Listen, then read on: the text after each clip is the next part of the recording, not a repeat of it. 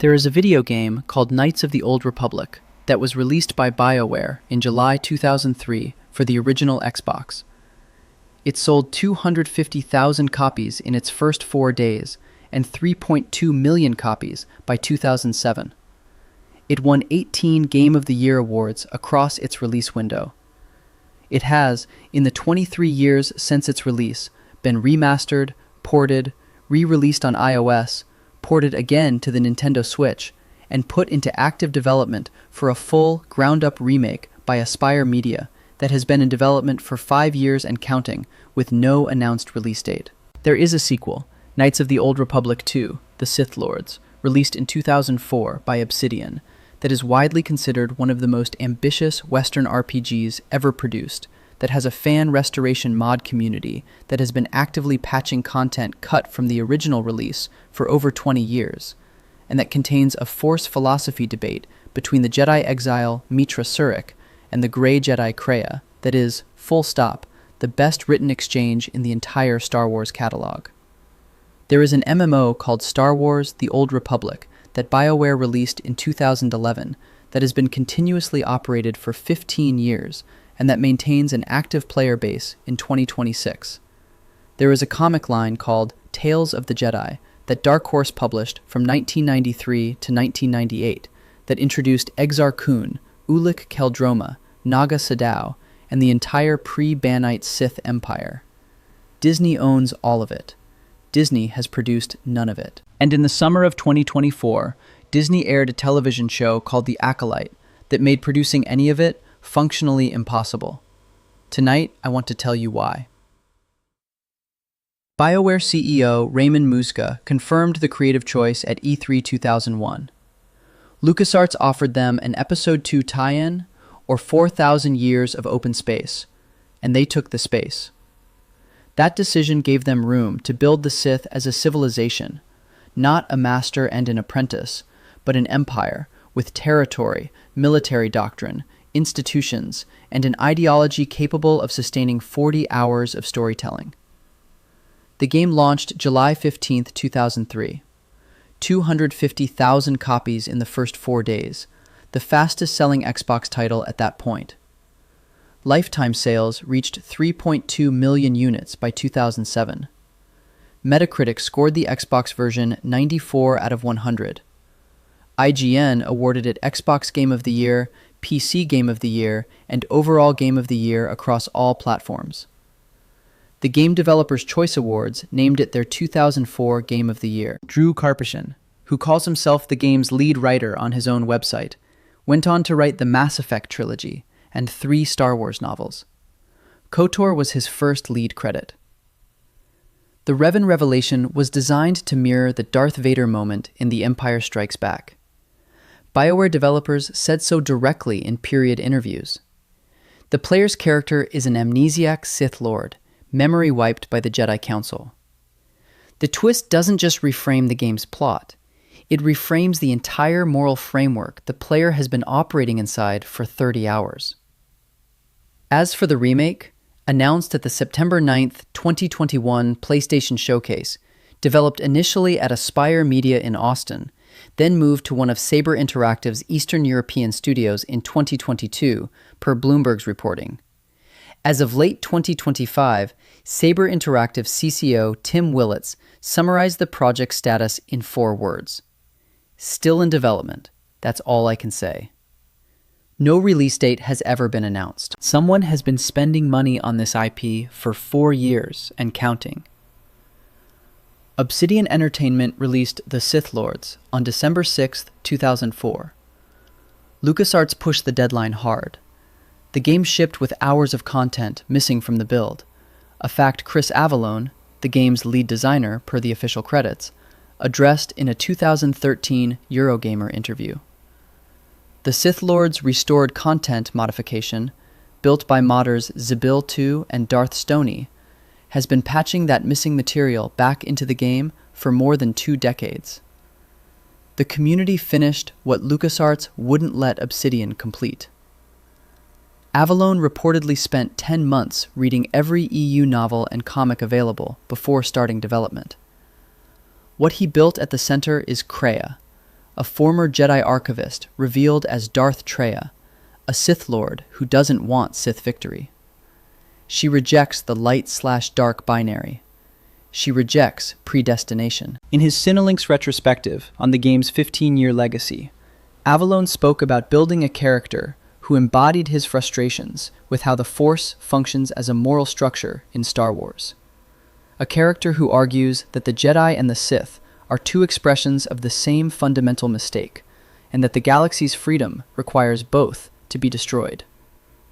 None of this arrives as a manifesto. It comes through specific dialogue, earned across 40 hours, placing the player inside the same philosophical tension Kreia is describing. The prequels gave us the Jedi as a failing institution. KOTOR 2 gave us a character who could name the mechanism of that failure and locate the Force itself as the cause. No film in the saga, not the prequels, not the sequels, has compressed that argument into a single delivered line the way Avallone did. BioWare launched Star Wars: The Old Republic on December 20th, 2011. The early numbers were remarkable. An EA earnings call on February 1st, 2012 disclosed 1.7 million active subscribers and more than 2 million units sold in barely 6 weeks. It was the fastest-growing Western MMO at launch. The subscriber base fell below 1 million by mid-2012. EA and BioWare moved the game to free-to-play on November 15, 2012. The game survived. In 2023, EA transferred ongoing development from BioWare to Broadsword Online Games, the studio that currently maintains Dark Age of Camelot and Ultima Online, games running on reduced budgets for a persistent, dedicated audience. SWTOR still ships content. A Galactic Season 11 was planned for summer 2026. After 15 years of continuous commercial operation, the servers remain on. SWTOR launched with 8 full-length class storylines: Jedi Knight, Jedi Consular, Trooper, Smuggler on the Republic side, Sith Warrior, Sith Inquisitor, Bounty Hunter, Imperial Agent for the Empire. 8 separate narrative campaigns, each running roughly 40 hours to complete. EA does not publicly disclose current player figures. The game's actual active population is a matter of ongoing community estimation rather than published data. What isn't in question is the fact itself: 15 years of uninterrupted commercial service. SWTOR operates as a Legends canonical product outside Disney's continuity, and Disney has left it alone. A Disney canon Old Republic television series would force players to choose between 2 conflicting versions of Revan, 2 incompatible Sith empires, 2 irreconcilable histories. That is a revenue problem SWTOR still generating income makes harder to ignore. Disrupting its established continuity is a cost Disney currently has no obvious reason to absorb. Before the games, there was a comic line. Dark Horse published Tales of the Jedi from 1993 to 1998, 34 issues across 7 arcs. Tom Veitch wrote the original 1993 miniseries and The Freeden Nad Uprising, establishing Ulic Qel-Droma, Nomi Sunrider, and the foundational mythology of the Ancient Republic. Kevin J. Anderson co-wrote the Dark Lords of the Sith arc with Veitch, then took sole authorship from the Sith War onward. 6 issues running, August 1995 through January 1996, with Exar Kun as the primary antagonist, followed by The Golden Age of the Sith and The Fall of the Sith Empire, both built around Naga Sadow and the ancient Sith Empire's first contacts with the Republic. Anderson acknowledged Veitch directly in his novel work for co-creating The Lords of the Sith to be published by Dark Horse Comics. The pipeline from the comics to the games isn't a coincidence. Korriban, the Sith Academy, the pre-Rule of Two Sith cosmology, the ancient Sith Empire's internal politics. BioWare built KOTOR directly on top of the Dark Horse run. The games aren't a parallel creative universe. They are extensions of the comic-era world-building. Disney has since placed the Old Republic on the official Star Wars timeline on the franchise's website. IGN covered the move. The era received a brief synopsis as Lucasfilm organized its historical eras. Recognized, cataloged, untouched.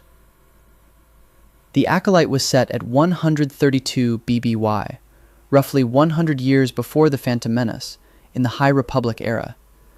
The Old Republic is approximately 4,000 years before the Empire. The show had nothing to do with the Old Republic. It was never intended to. Creator Leslie Headland cited KOTOR 2's Kreia publicly as a creative influence. She wanted darker, more philosophically complex storytelling. That instinct was genuine. The execution landed in a different century and failed commercially. The show premiered June 4, 2024, with a 2-episode launch.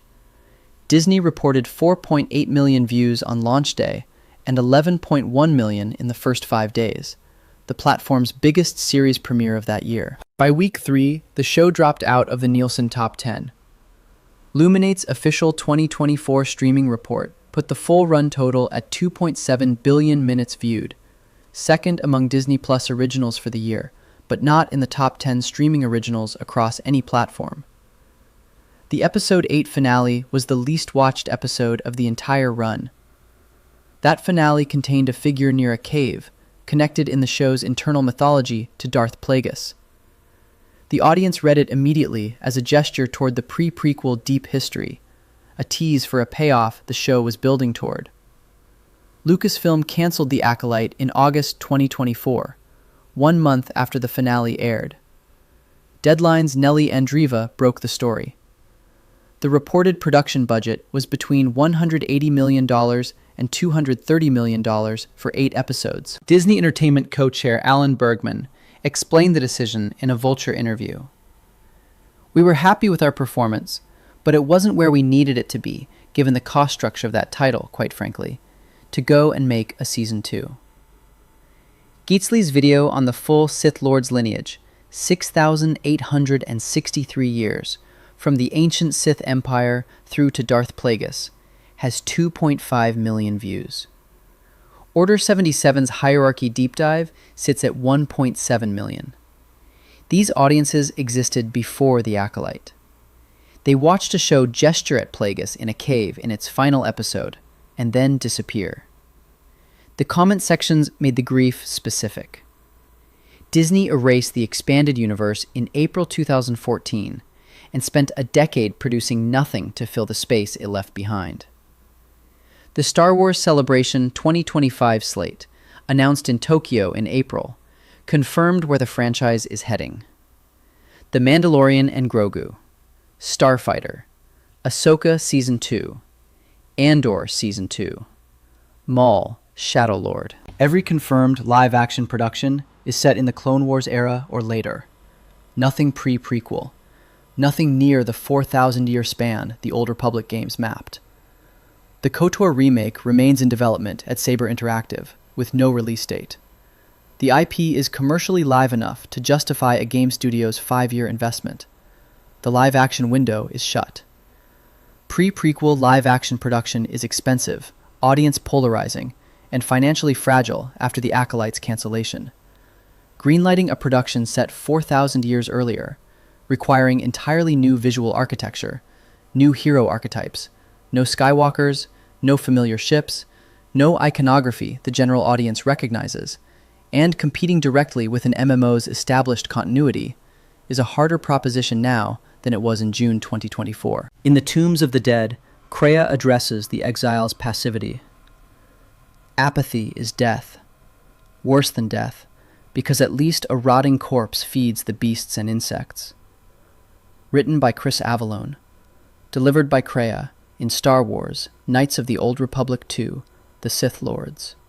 Obsidian Entertainment, 2004. There is a 4,000-year history. There are 4 major productions. There is an active community playing the MMO right now. Disney owns all of it. Disney made none of it.